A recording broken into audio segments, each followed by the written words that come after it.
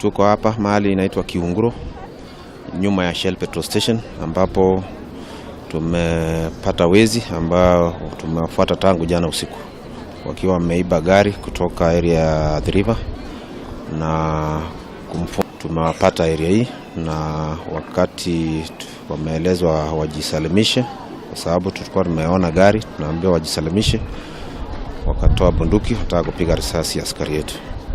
So askari wakamjeruhi mmoja, mwingine pia akajeruhiwa vibaya, na gari imepatikana. Ile kitu tunataka kusema ni kwamba hii ni kikundi ambayo imekuwa ikihangaisha wananchi. Wanajifanya kwamba wanakodesha gari, na especially hizi gari za Uber. Alafu baada ya kwenda muda mrefu ama mahali kufika mahali fulani, wanasema wanachukua, kama leo walikuwa wamesema wanaenda kuchukua mgonjwa. Wameenda kuchukua mgonjwa pale Athi River. Fika pale akaungana na wakoro wengine, wakaungana na huyo mwenye alikuwa amejifanya anakodesha gari.